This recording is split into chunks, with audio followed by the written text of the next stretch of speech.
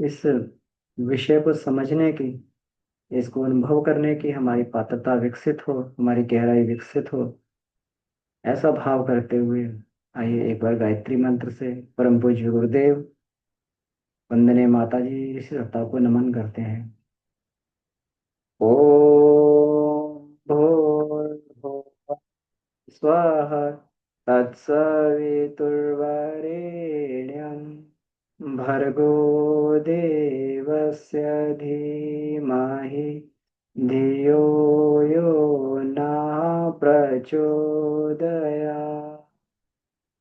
जी प्रणाम। तो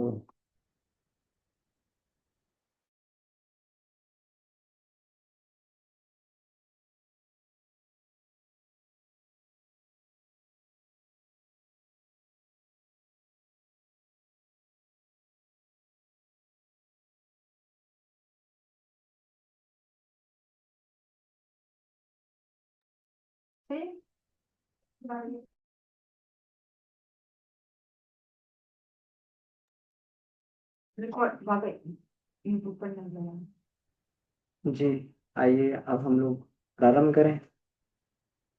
तो आज का जो विषय है, विज्ञान में कोश सूक्ष्म सिद्धियों का केंद्र। पिछली बार हम लोगों ने जो विषय पे चर्चा की थी वो था विज्ञान में कोश का जागरण। तो आज हम लोग जिस विषय पे चर्चा करने के लिए जा रहे हैं, ये भी बहुत महत्वपूर्ण विषय है। और विज्ञान में कोश का एक एक विषय जो है अपने आप में बहुत ही महत्वपूर्ण है। ये महत्वपूर्ण इसलिए है क्योंकि हम लोग यहीं से यहीं से वो क्षमताएं प्राप्त करते हैं, वो अनुदान प्राप्त करते हैं जिसके लिए ये मनुष्य शरीर हमें मिला, हमारा जन्म इसके लिए हुआ। ये इसी कोश में आकर जीव की मान्यता बदल जाती है। मैं शरीर नहीं, मैं आत्मा हूँ, ये मान्यता बदल जाती। अभी तक हम लोगों ने पिछली बार चर्चा किया था कि अन्नमय कोश में हमारी मान्यता शरीर के साथ में जुड़ी रहती है, और उस समय हमें पूरा का पूरा ये संसार भौतिक दृष्टि से जिस प्रकार का भी है उस तरीके से दिखाई देता है।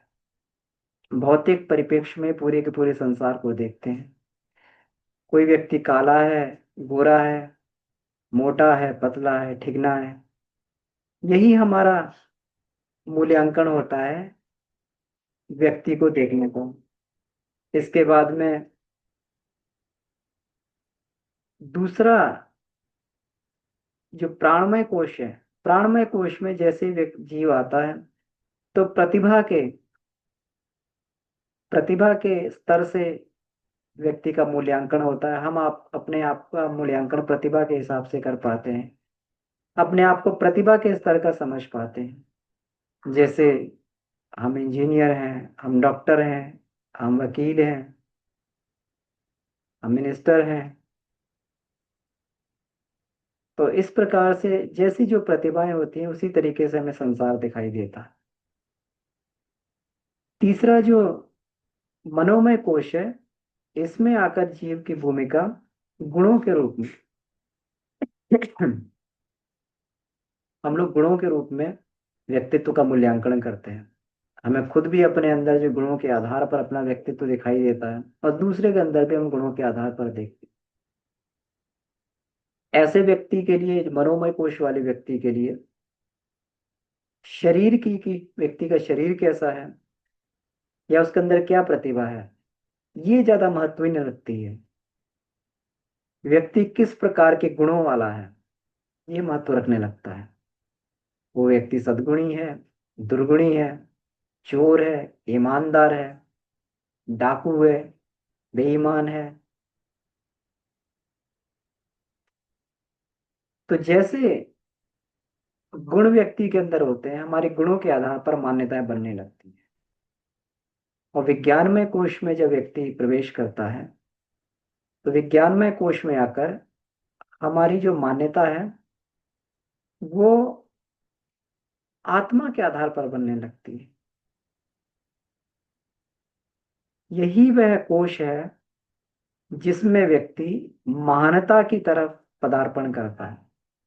जीवन के उस उद्देश्य को पूरा करने का प्रारंभ जहां से करता है वो ज्ञानमय कोश। और जीवन का केवल एक उद्देश्य कि इस जीवन को महानता के पथ पर चलाकर और उस श्रेणी में पहुंचा जाए, देव मानव देवता महामानव की श्रेणी में पहुंचा जाए। नहीं तो सामान्य स्तर से जीवन तो सभी लोग जीते हैं। विज्ञान में कोश, इसीलिए विज्ञान में कोश महत्वपूर्ण होता है। और इसका अनावरण, इसका परिष्कार अन्य तीनों कोशों से भी कठिन होता है।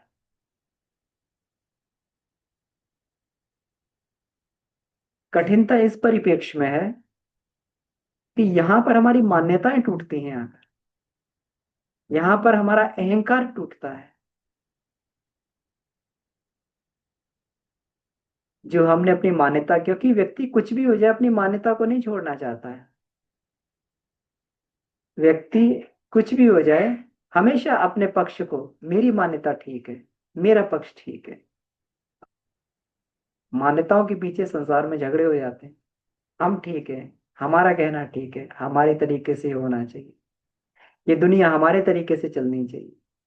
ये मान्यता है। हमारे तरीके से दुनिया क्यों चले? दुनिया तो अपने तरीके से चलती। ये यहां पर आकर जहां पे सीधी अहंकार पे चोट पड़ती है तो ये कोष जो है बड़ा कठिन होता है। लेकिन जैसे जैसे विश्वास माने गुरुदेव के बताए हुए रास्ते में हम लोगों की प्रगति होती है, जिस प्रकार से उन्होंने बताया, जो टूल्स विज्ञान में कोश के बताए, उससे धीरे धीरे धीरे धीरे करके बात बनती भी चली जाती है। व्यक्ति की मान्यता आत्मा के रूप में बनने लगती। परीक्षाएं भी बहुत होती हैं और व्यक्ति धीरे धीरे जो है अपनी आत्म मान्यता को परिपक्व करता हुआ चला। रोज परीक्षा, रोज परीक्षा, हर घड़ी परीक्षा,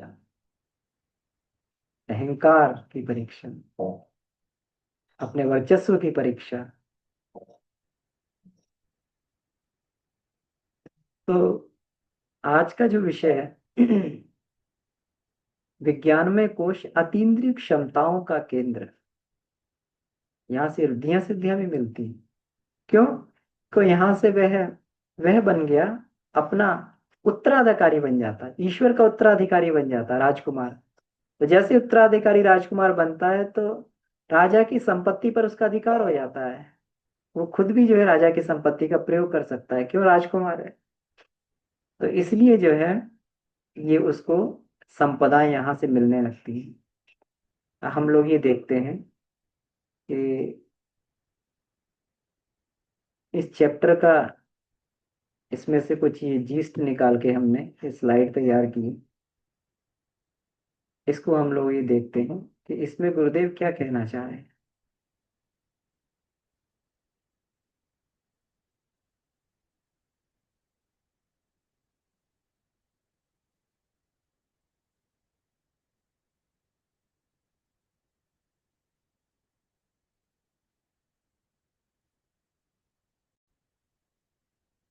इसमें देखिए, ये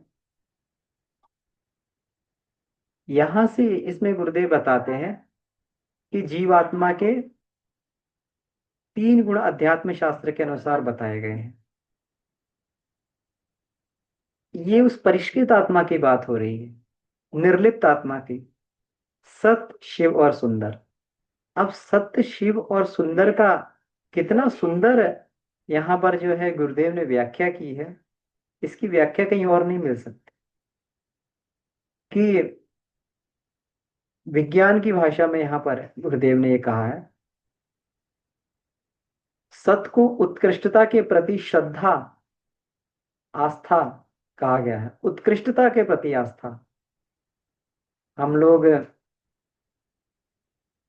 बार बार कहते हैं कि ईश्वर सच्चिदानंद है, सच्चित और आनंद है ना, सत्यम शिवम सुंदरम।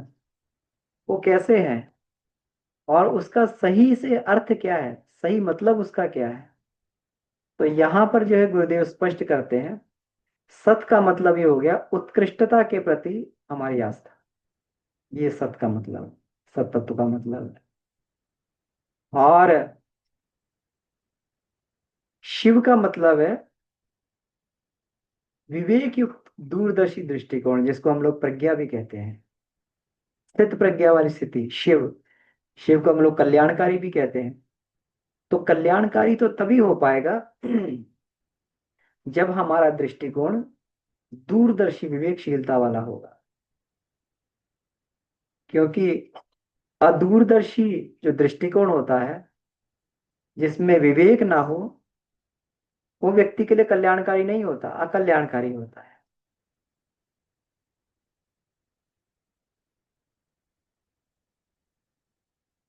दूर के फायदे के लिए फायदे को आज के फायदे का त्याग कर देना, ये दूरदर्शी विवेकशीलता इसको कहा जाता है। विद्यार्थी पढ़ाई करता है तो पढ़ाई में सेक्रीफाइस करता है। उसको स्कूल जाना पड़ता है, स्कूल जाता है, स्कूल का काम करता है। चाहे तो अपना पाठशाला ना जाए और खेलता रहे, इधर उधर मौज मस्ती करे, ये भी एक एक तरीका है, ये भी एक ये है। लेकिन नहीं, उसको मालूम है कि अगर आज हम लोग ये पढ़ाई नहीं करेंगे, विद्यार्जन नहीं करेंगे, तो भविष्य हमारा अंधकारमय हो जाएगा। इसी को कहते हैं विवेक युक्त दृष्टिकोण। शिवत्व इसी को कहा जाता है। हम जो भी ऐसा काम कर रहे हैं जो हमारे लिए भविष्य के लिए कल्याणकारी है, आगे के लिए कल्याणकारी है, उस सब में हम लोग शिव की उपासना कर रहे हैं। यही शिव उपासना कही जाती है। प्रज्ञा युक्त दृष्टि ही हमारी शिव उपासना है। इसी दृष्टि को विकसित किया जाए।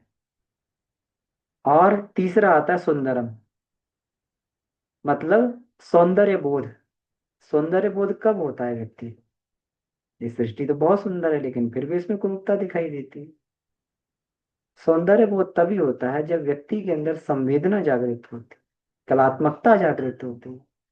हम लोग कहते हैं ना, माँ सरस्वती हमें सरसता दे।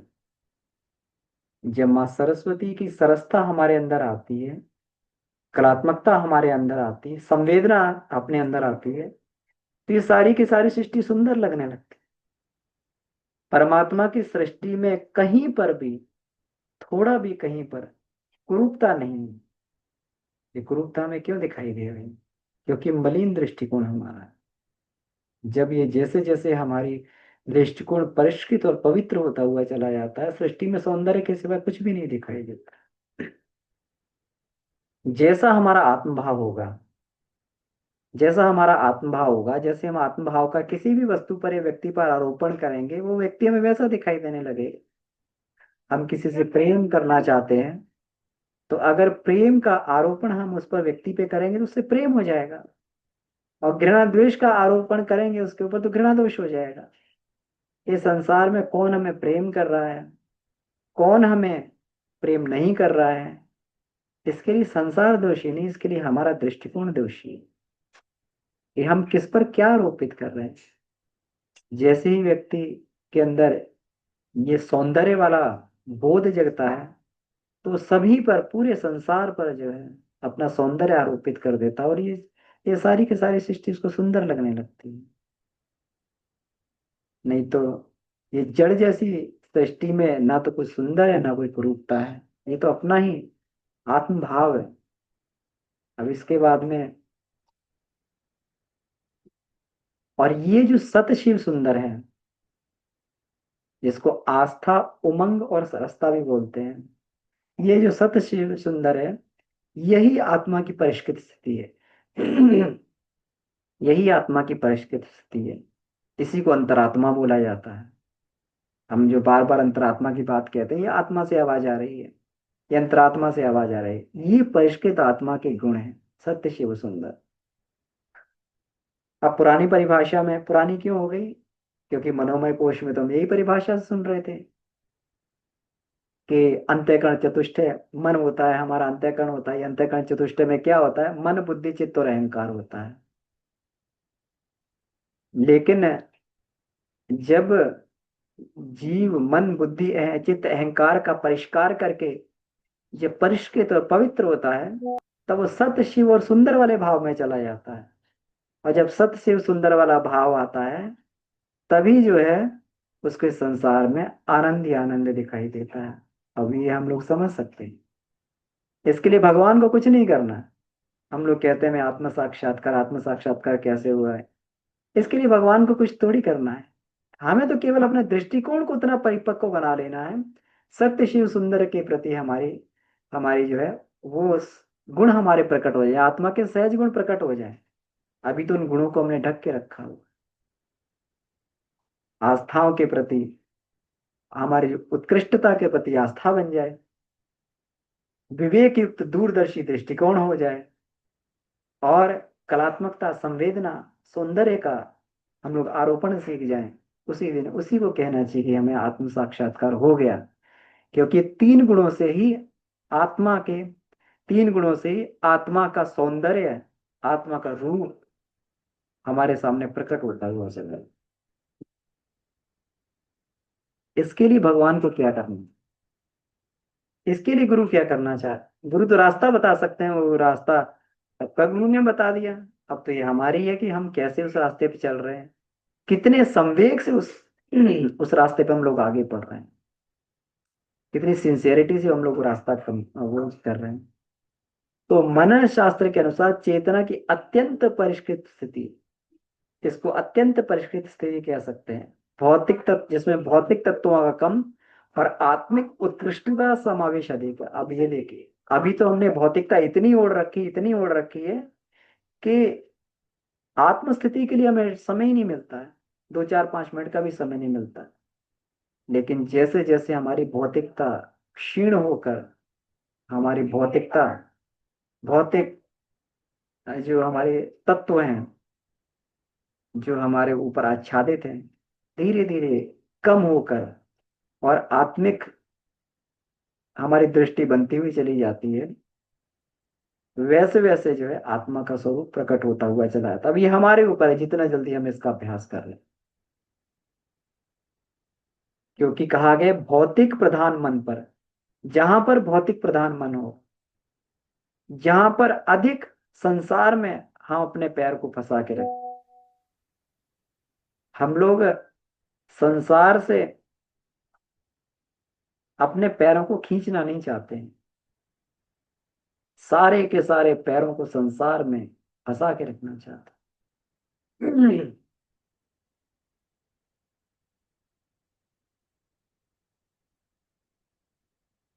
पढ़ लें, शादी कर लें, शादी के बाद बच्चे हो जाएं, बच्चों का जो है उनको सेटल कर दें, फिर उनकी शादियां हो जाएं, बच्चों के बच्चे हो जाएं, उनका ध्यान रखें, उनको भी सेटल कर दें, उसके बाद जो है उनके भी आगे चल के उनको भी सेटल कर दें।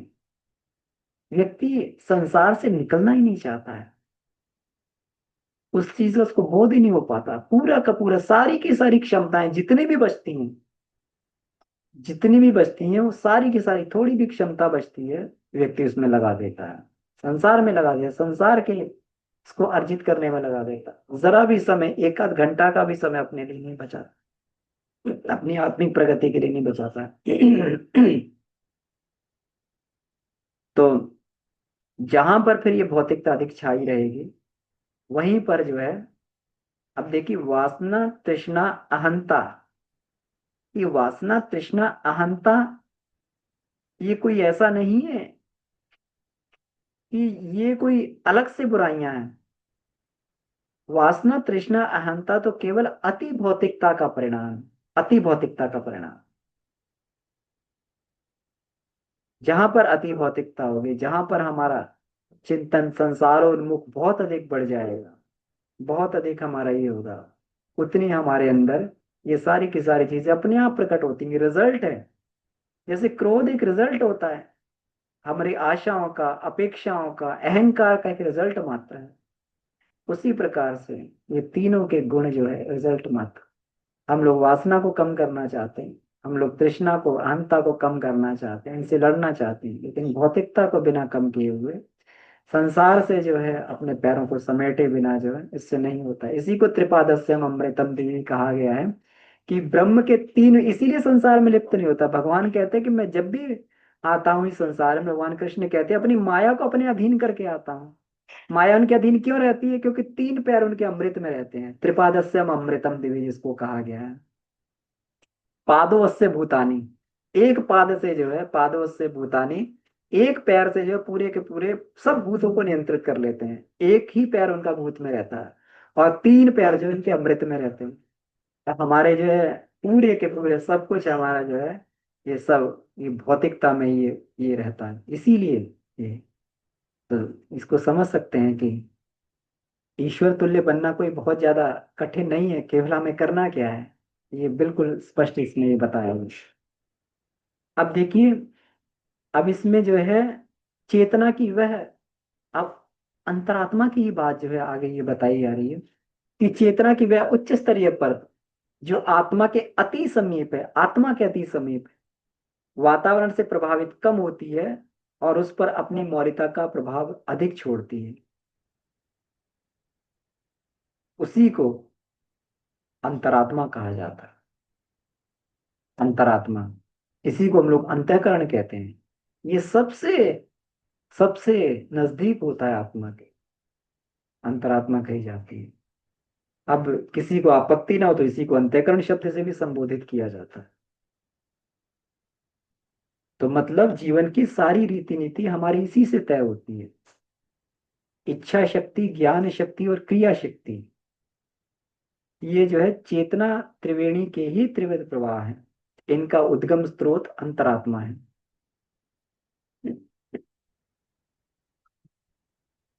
अब इसमें हम लोग ये विचार करके देखें कि जो अंदर से उमंगें उठती हैं, अंतःकरण से उमंगें उठती हैं, वैसे ही हमारी इच्छाएं पैदा होती हैं। और जब इच्छा पैदा होती तो इच्छा का संकेत पाकर अपना मस्तिष्क उसी प्रकार से व्यवस्थाएं बनाने लगता है, वैसे ही ताना बाना बुनता है। और जब जब जब मस्तिष्क ताना बाना बुनता है तो फिर शरीर तो स्वामी भक्त सेवक की तरीके से काम करता रहता है। इसलिए डिफॉल्टर हमारा मन नहीं है, मस्तिष्क नहीं है। हम लोग कहते हैं कि मन वश में नहीं, ये तो हमारी इच्छाएं हमारी अंतःकरण से, हमारी आस्था हमारे अंतःकरण में, इच्छा हमारी उमंगी वे पैदा हो रही कि मन तो केवल उसके इशारे पे नाच रहा है, मन केवल उसके इशारे पे नाच रहा है। नहीं तो मन की अपनी कोई स्वतंत्र सत्ता थोड़ी है।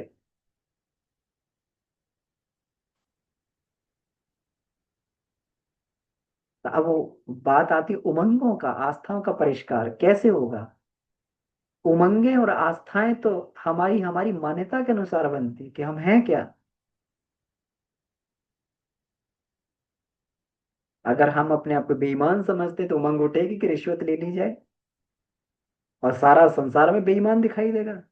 अरे देखो सब भ्रष्टाचार करते हो, मिनिस्टर भ्रष्टाचारी होता है, दूध वाला दूध में पानी मिलाता है, राशन वाला उसमें मिलावट करके बेचता है, और ये सब सारा संसार हमें बेईमान और मिलावटी दिखाई देता है। सब मिलावट कर रहे हैं, सब बेईमान दिखाई देते हैं पूरे के पूरे, क्योंकि हम खुद बेईमान है, हमारी मान्यता है कि हम बेईमान है। लेकिन जब हमारी मान्यता ये बन जाती है हम ईमानदार हैं, तो फिर ये सारा का सारा संसार हमें उसी दृष्टिकोण से दिखाई देने लगता है। ये हमारी उमंग है। और व्यक्ति जो है कुछ भी करते हुए फिर अपना जो है अपने उस धर्म से नहीं दिखता, ईमान के धर्म से नहीं दिखता है। तो आप फिर इसी को बताया कि आत्मा और संसार का संपर्क सूत्र इसी केंद्र से जुड़ता है।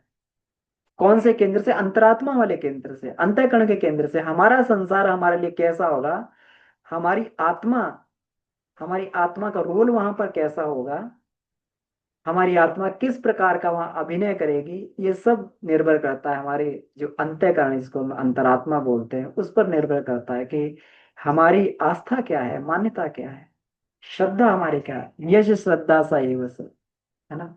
भगवान कृष्ण कहते हैं कि जैसे जिसकी श्रद्धा व्यक्ति वैसा ही होता है। तो इसी का जो है ये किया जाता है, इसी का परिष्कार विज्ञान में कोश में किया जाता है। और मनोविज्ञान की भाषा में कहते हैं कि इसको सुपर चेतन कहा जाता है। ये सुपर चेतन की, हम लोग चेतन अचेतन सुपर चेतन की बात कर रहे हैं, सुपर चेतन का विषय अभी चल रहा है। तो मनोविज्ञान की भाषा में इसी को ही सुपर चेतन कहते हैं। और दार्शनिकों ने इसे अति मानस कहा है। जो महर्षि अरविंद ने जो है अति मानस की बात ये कही है, तो ये अति मानस वास्तव में हमारा अंतरात्मा अंतःकरण ही है, जो जिसकी उमंगें हमें जो है एक निश्चित दिशा में बढ़ने के लिए आगे प्रेरित करती हैं।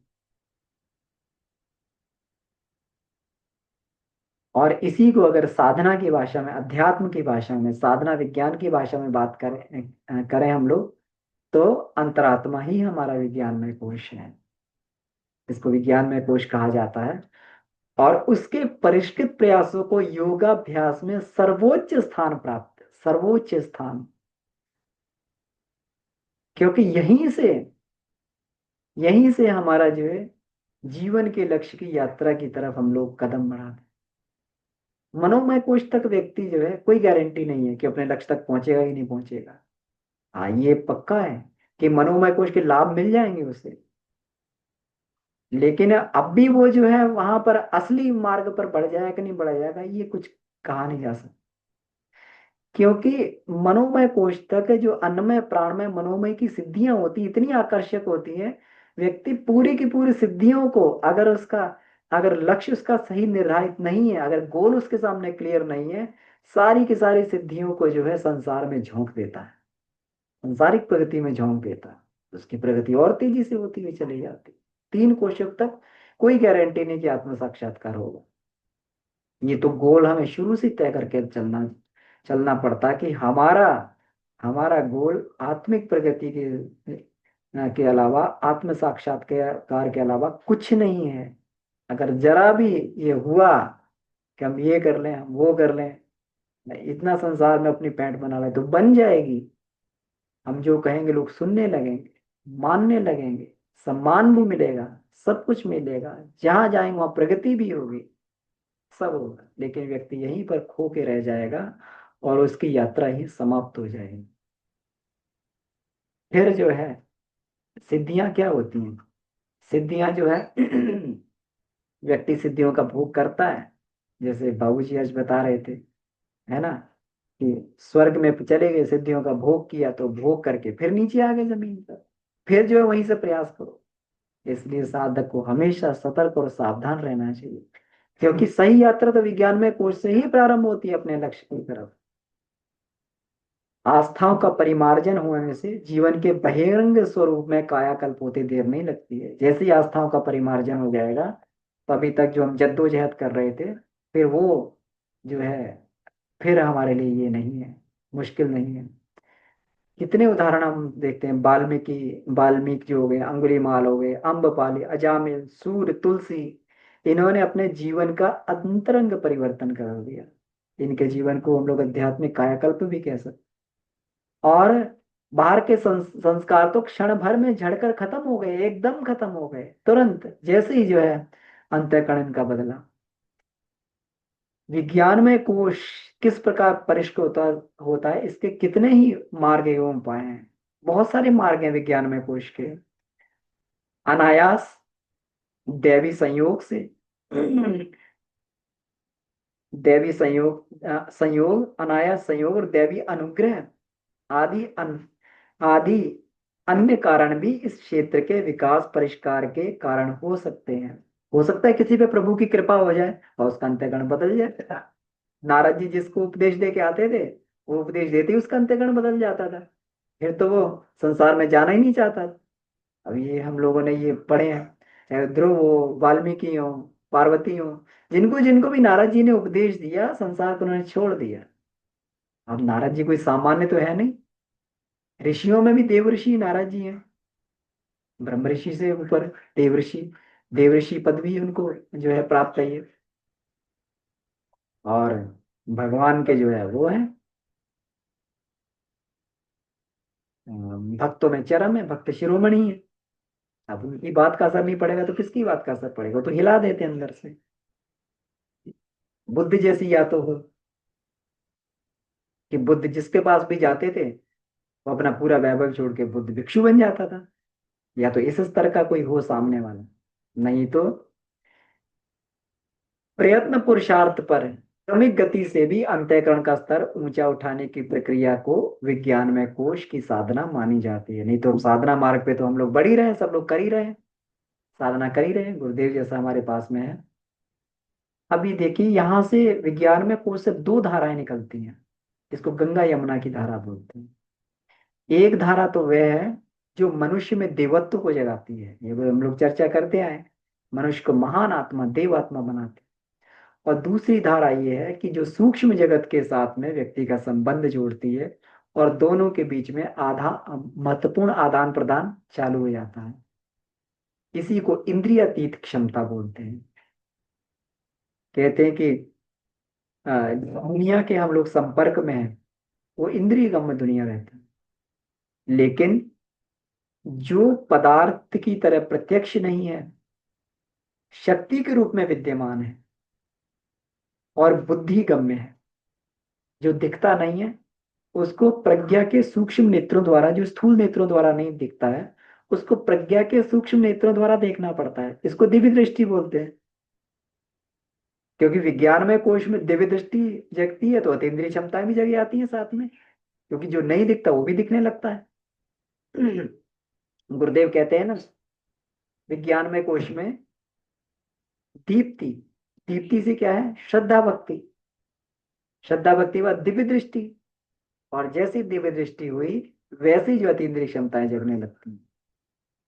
तो एक ऐसे संसार से संबंध बन जाता है जो सामान्य जन के लिए जो दृष्टिगोचर नहीं होता है, और इसी को बोलते हैं अतीन्द्रिय क्षमता है। क्योंकि अब तो सूक्ष्म ही दिखाई देने लग से संपर्क बन गया। प्रयोगशाला में उसको उससे उसको प्रमाणित नहीं किया जा सकता, और बुद्धि, बुद्धि गम्य तो है, लेकिन बुद्धि उसका कारण नहीं समझ सकती है ये क्यों हो रहा है, क्योंकि ये तो सब हर जगह ब्रह्म समाया हुआ है। ये तो फिर वो भी बुद्धि, प्रज्ञा बुद्धि भी जब ये बुद्धि बनती है, रितंभरा बुद्धि बनती है, तब जाके पूरा का पूरा एब्सोल्यूट ट्रुथ के दर्शन होते हैं।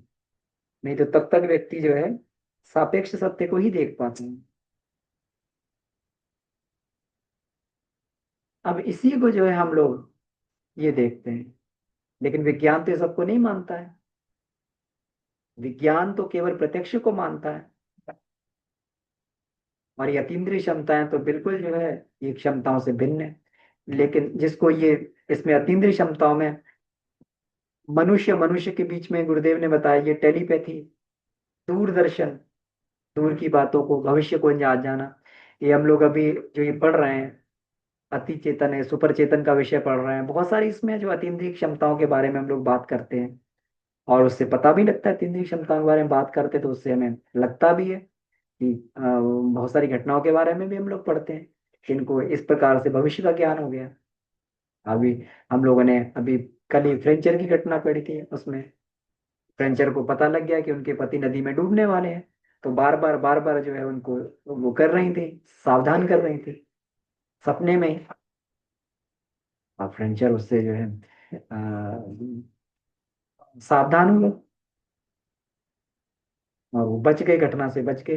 तो ऐसी अनेक घटनाएं हैं जिसमें व्यक्ति भविष्य को देख लेता है। अतीन्द्रिय क्षमता है जो कभी कभी जो है व्यक्ति के अंदर जागृत हो जाती है, लेकिन साधना के प्रभाव से इसको हम लोग ये जागृत कर सकते हैं। अब अब लेकिन वो परिस्थितियां नहीं रही। अब धीरे धीरे आज का भौतिक विज्ञान भी इनको समझने लगा है, क्योंकि उसके सामने एक ऐसे संसार का प्रकटीकरण हो गया है कि जिसको नकार नहीं सकता है। अब ये देखिए कितना बढ़िया यहाँ पे गुरुदेव ने लिखा है, सूक्ष्म जगत से भी विचित्र सशक्त अध्यात्मवादियों के द्वारा प्रतिपादित सूक्ष्म सूक्ष्म जगत से भी विचित्र और सशक्त एक ऐसी सत्ता ये खड़ी हो गई है, जिसको हम लोग जो है एंटी मैटर और एंटी यूनिवर्स कहते हैं। और अब जो है विज्ञान समझने लगा है कि जितना दिख रहा है उतना तो कम से कम प्रत्यक्ष नहीं है, उसके अलावा भी बहुत कुछ है। ऐसा जब एंटी मैटर और एंटी यूनिवर्स की कल्पना जब ये आ रही है सामने, तब उन्हें लग रहा है कि जरूर इस संसार में ऐसा कुछ है जो प्रत्यक्ष नहीं है, और वो प्रत्यक्ष से बहुत अधिक शक्तिशाली है। जिसको ये कहा प्रति परमाणु कहते हैं, कि हमारे जानने वाले परमाणु से बहुत स्ट्रांग है, परिचित संसार से बहुत स्ट्रांग है। और ऐसी एंटी यूनिवर्स है, उसकी क्षमता जो है, इसको हम लोग प्रति विश्व बोलते हैं। तो ये हमारे दिखने वाले इससे बहुत अधिक जो है शक्तिशाली और सामर्थ्यवान हम लोग ये देखते हैं कि इसमें ये यूनिवर्स है, और इसको ये एंटी यूनिवर्स ये बना हुआ बिल्कुल अलग अलग है। एक जो है एक स्थूल से जो है सूक्ष्म की ओर चल रहा है, ये प्रकाश की ओर, प्रकाश से सब पैदा हुआ, ये प्रकाश से सब पैदा हुआ, ये प्रकाश से पैदा हुआ सब कुछ, प्रकाश इसका ओरिजिन है, यहाँ से पैदा हुआ। और एक जो है पदार्थ से पैदा होकर प्रकाश की ओर चल रहा है। यहाँ पे समय भी उल्टा चलता है, मतलब ऐसी कल्पना ये की गई है कि वहाँ समय उल्टा चलता है। अब हम लोग जब हमारा समय सीधा चलता है, तो बच्चे से हम लोग जवान होते हैं, जवान से बूढ़े होते हैं। और वहां पे हो सकता है ऐसा हो कि बूढ़े से व्यक्ति जवान होता है, वहां से बच्चा बन के, और उसका वास्ते तो वहां पर समाप्त। तो इस तरीके से वहां पर जो है ऐसा ये बात है वहां पर। तो ये कहते हैं कि इतना शक्तिशाली यूनिवर्स है कि अगर थोड़ा भी संतुलन में गड़बड़ी पैदा हो जाए, तो देखते ही देखते हमारे यूनिवर्स को बिल्कुल निगल जाएगा ये।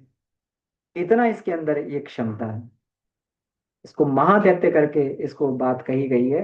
और जो पौराणिक कथा है कि हिरण्याक्ष जो पृथ्वी को बगल में दबाकर भाग गए थे, है ना, तो उसी की परिकल्पना जो है, उस महादैत्य की परिकल्पना इस रूप में की जाए। अब अब जो है साइंस धीरे धीरे जो है उस शक्ति की ओर बढ़ रही, पदार्थ के बाद में शक्ति।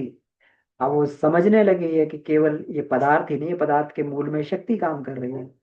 और ये जड़ नहीं है, विवेक युक्त चेतन है, ये इंटेलिजेंट एनर्जी है। बिना इंटेलिजेंस के काम नहीं हो सकता।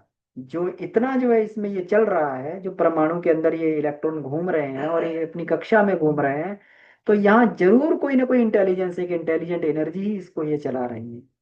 तो पदार्थगत सूक्ष्मता अब जो है क्वांटा के रूप में जो प्रकट, डुअल नेचर के रूप में प्रकट होती है, इसी को प्रकृति पुरुष वेदांत में बोला गया।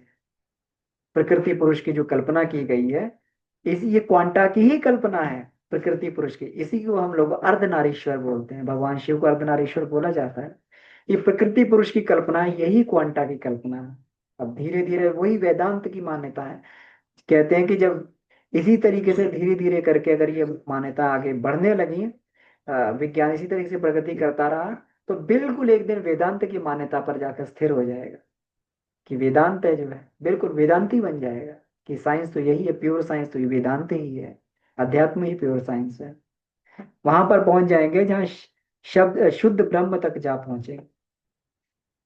वेदांत की बात स्वीकार करेंगे कि सर्वत्र ब्रह्म ही ब्रह्म संव्याप्त है, चेतना का महासमुद्र सर्वत्र लहरा रहा है।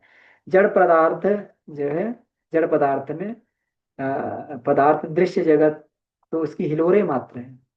किसकी? चेतना की हिलोरे मात्र।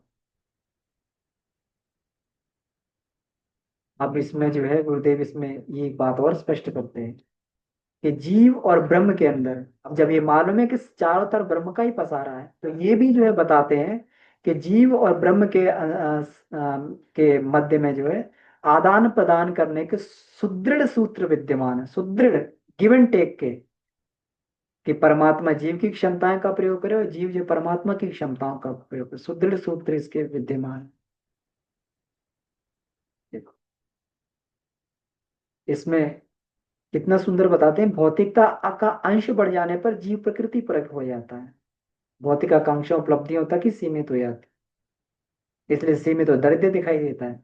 लेकिन जैसे जैसे उसकी निर्मलता बढ़ती है तो सूक्ष्मता ब्रह्म तत्व से, सूक्ष्म जगत से अपना घनिष्ठ संबंध स्थापित कर लेती है निर्मल होते हुए। तो इसलिए हमें तो केवल अपनी निर्मलता पे ही काम करना, परिष्कार पे ही काम करना। और फिर जो है ये देवोपम स्तर की स्थिति उसकी बन जाती है, जब वो उन उन आदान प्रदान उसके अंदर जो अपने निर्मलता से जैसे ही जो सूक्ष्म ब्रह्म के साथ उसका संबंध स्थापित होता है, तो उसको जो है देवोपम स्तर की स्थिति उसकी बनती हुई चली आती है। जो दुख दरिद्र में वो भटक रहा था, ये समाप्त होती हुई चली जाती है। तो दृश्य जगत में अदृश्य आत्मा का महत्व कितना है सर्वविदित है। तो सूक्ष्म जगत से संपर्क साध सकने की जो क्षमता विज्ञान में कोश की साधना से मिलती है, उसे महत्वहीन नहीं कहा जा सकता है। तो ये जो आत्म साक्षात्कार तो होता ही है, और साथ में जो है सूक्ष्म जगत से संपर्क साधने की भी क्षमता इससे प्राप्त होती जाती है, विज्ञान में कोश की प्रसुप्ति को हटाकर। व्यक्ति जो है सूक्ष्म जगत की सिद्धियां का उपयोग करने की जो है उसको सफलता मिलती हुई चली जाती है। साधना से सिद्धि की प्रचलित उक्ति को विज्ञान में कोश की सफलता कहा जाए तो कुछ अनुचित नहीं होगा। गुरुदेव ने साधना की सिद्धि के बारे में बात कही। अब इस सेंटेंस को पढ़ के हम लोग समझ सकते हैं कि गुरुदेव ने कौन सी साधना से सिद्धि की बात कही है। गुरुदेव ने मन के स्तर पर, शरीर के स्तर की साधना की बात नहीं की हुई। विज्ञान में कोश की साधना की गुरुदेव ने बात की है। अगर इतना हो जाए तभी साधना सफल होगी, नहीं तो फिर बात नहीं बनेगी। अब देखिए इसमें बहुत सारी जो है ये बताए गए हैं कि कौन कौन सी रिद्धियां सिद्धियां इसमें जो है ये मिलती हुई चली जाती हैं। ऊह ऊह शब्द अध्ययन सुहृद प्राप्ति, दान आध्यात्मिक दुख, आधिदैविक आधिदैविक दुख, अ, हीन दुखहीन, ये 8 सिद्धियां हैं। है ना। वो सिद्धि पूर्व जन्म का स्वरूप का ज्ञान होना, शब्द सिद्धि शब्दों का ठीक तात्पर्य समझ जाना, अध्ययन सिद्धि अध्ययन में अभिरुचि आना, उससे प्रकाश ग्रहण करने की क्षमता, स्वहत प्राप्ति भावनाशील मित्र की प्राप्ति होना, दान सिद्धि उदार स्वभाव एवं परमार्थ परायण प्रवृत्ति होना, आध्यात्मिक दुखों का नाश, आधिदैविक दुखों का नाश, और आदि भौतिक दुखों का नाश हो सके ऐसी विवेक दृष्टि जागृत हो जाना। ये तो आज ही की वर्तमान की सिद्धियां हैं। ये तो जो है हम लोग अष्ट सिद्धियों, इसकी अणिमा गरिमा लगिमा महिमा ये सब की बात करते हैं, लेकिन ये तो सिद्धियां जो है मनुष्य को आज के जीवन में प्रत्यक्ष उसको गायत्री साधना के द्वारा मिलती हुई दिखाई देती हैं, और सबको मिलती भी है। इसका मतलब हमारी साधना फलीभूत होती है। कितना सुंदर इसमें ये बताया गया है। ऐसे ही जो शिव संहिता में भी जो है ये सिद्धियों के बारे में बताया गया है कि शरीर में उत्पन्न कांति उत्पन्न हो जाती है, जठराग्नि बढ़ती है, शरीर निरोग होता है, वाक पटुता और सर्वज्ञता प्राप्त होती है, भूत भविष्य वर्तमान काल की वस्तु का ज्ञान प्राप्त होता है, जो शास्त्र सुने नहीं है उनके बारे उनके रहस्य जानने तथा व्याख्या करने की शक्ति प्राप्त हो जाती है, जो सुने भी नहीं है। उस योग साधक की जीवा पर सरस्वती नृत्य करती है और मंत्र आदि सरलता पूर्वक सिद्ध होते हुए चले जाते हैं। ये जो है और ये कितना बढ़िया गुरुदेव ने आज की सिद्धियों के बारे में लिखा है। बिल्कुल नहीं लिखा कि हवा में उड़ने की सिद्धि होती, गायब होने की सिद्धि होती, सब बिल्कुल आज की सिद्धियों के बारे में। जैसे जैसे चित्त की सामर्थ्य बढ़ती है, दूरदर्शन दूर श्रवण वाक सिद्धि कामना पूर्ति अनेक सिद्धियां मिलती हुई चली जाती है। अभी कितना महत्वपूर्ण श्लोक है। आसन से रोग, प्राणायाम से पातक, प्रत्याहार से मनोविकार दूर होते हैं, धारणा से धैर्य आता है, ध्यान से ऐश्वर्य प्राप्त होता है, समाधि से मोक्ष प्राप्त होता है, कर्म बंधन समाप्त होते हैं। तो ये जो विज्ञान में एक उसकी साधना अद्भुत है, और कितनी सिद्धियां इसमें प्राप्त होती है, कितना बढ़िया इसमें ये दिया हुआ है। इसको और भी विस्तार में, बहुत बड़ा चैप्टर है, इसको और विस्तार में हम लोग जो है इस चैप्टर में पढ़ सकते हैं कि विज्ञान में कुछ सूक्ष्म सिद्धियां का केंद्र वांग्मय नंबर 13 में दिया हुआ है। जरूर पढ़ें, जरूर अध्ययन करें, इससे हमारी श्रद्धा बढ़ती है। तो बहुत बहुत आभार सभी का। तो इतना ही मुझे बात रखनी थी। अब किन्हें कोई प्रश्न हो या अनुभव हो तो हम लोग चर्चा कर सकते हैं।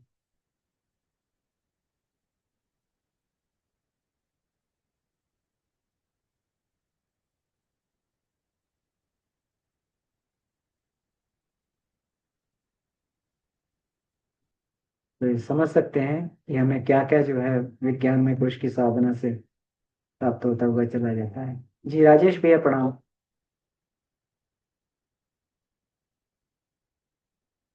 जी राजेश भैया, आप अपने आप को, एक मिनट आप म्यूट नहीं कर पा रहे होंगे अपने आप को।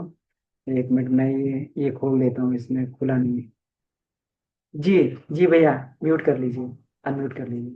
भैया प्रणाम। प्रणाम भैया। भैया बहुत जबरदस्त, मतलब आज आपने हम लोगों को बताया ये सब कुछ। ये जो भैया आपने बताया कि जैसे इंसान जो है अपने वर्चस्व, अपने अहंकार को धीरे धीरे परास्त करके वो धीरे धीरे अकिंचन भाव की तरफ अग्रसर जो होता है, तो क्या होता है भैया कि हमारा जो विवेक है इसमें महत्वपूर्ण भूमिका निभाता है कि क्या होना चाहिए क्या नहीं उस अहंकार भाव के नाश में।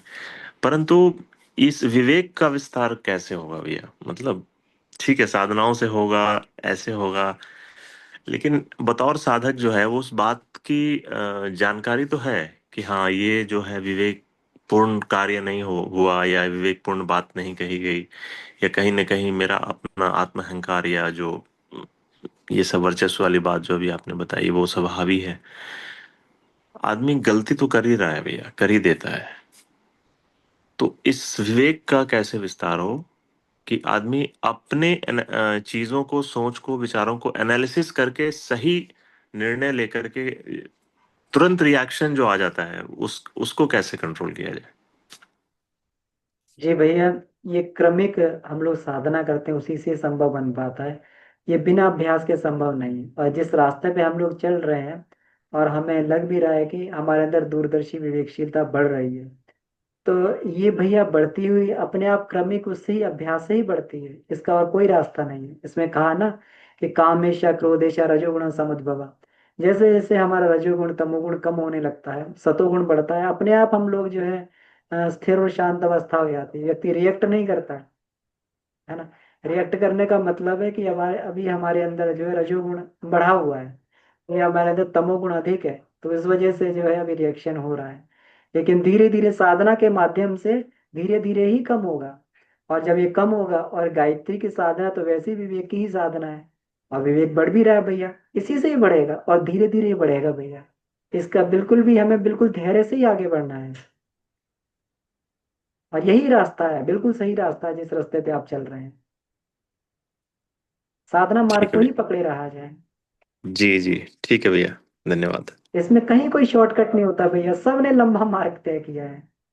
नहीं, मुझे लगा कि भैया कोई विशेष ऐसी क्रिया है या कुछ वैसा, मतलब विचारात्मक या प्रयोगात्मक कोई वैसी चीज हो जिससे विवेक का विस्तार हो सके, हाँ तो ये क्योंकि है ना। सब कुछ जी। सुनते हैं भैया हम लोग, लेकिन जब टाइम आता है ना उस समय गलती हो जाती है।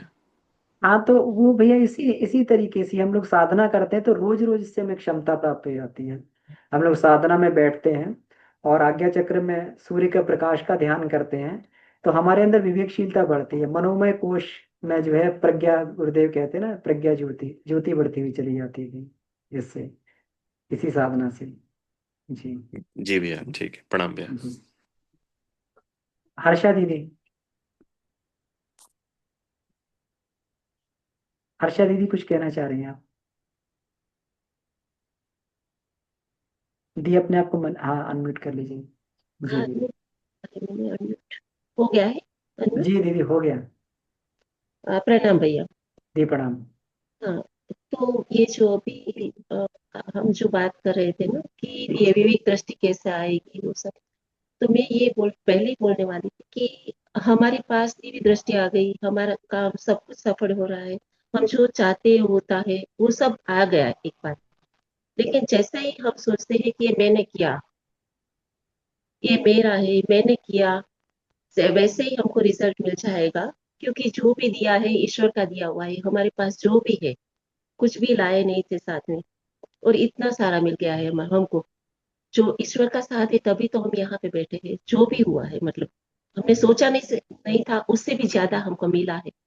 लेकिन जैसे ही हम सोचेंगे कि ये तो मैंने किया है, मेरा है, तो सब कुछ चला जाएगा। तो ईश्वर के ऊपर जब जब तक हमारी पूरी श्रद्धा नहीं आएगी तब तक हमारे में दिव्य दृष्टि वो ये विवेक नहीं आएगा। क्योंकि मैं खुद अनुभव करती हूँ कि मैं सोचती हूँ कि ये मैं योगा कर रही हूँ, थोड़ी सी भी गलती हो गई तो मेरा पूरा शरीर पूरा मतलब खराब होने वाला था। थोड़ी सी भी गलती हुई तो हमको कौन करवाने वाला है, सिखाने वाला कौन है? हमारे जैसे मैं इतना अच्छा योगा करती, इतनी अच्छी मैं मेडिटेशन कर सकती हूँ। लेकिन जैसे ही अभिमान आ गया या मैं कर रही हूँ, उसी टाइम हमको ये अनुभव आ जाएगा कि मैं करने वाली कुछ थी ही नहीं। ये जो भी दिया हुआ था तो ईश्वर का दिया हुआ था, तभी हम कर सकते हैं। तो इतना विवेक आ जाता है, इतना ईश्वर के ऊपर श्रद्धा आ जाती है, तो हमको कुछ सोचने की जरूरत नहीं पड़ती है। जो भी दे रहा है, देने वाला ईश्वर है, लेने वाला भी ईश्वर है, जो भी हुआ है। तो ईश्वर के ऊपर इतनी भक्ति आ जाती है, तो हमको कोई सवाल ही नहीं रहता है बाद में। जी दीदी, बहुत बढ़िया, बहुत सुंदर। इसी को हम लोग निष्काम कर्म योग बोलते हैं। जी दीदी। जी। जी शोभना दीदी, जी अपने आप को अनम्यूट कर लीजिए शोभना दीदी जी। हाँ भैया मैं बोल रहा हूँ।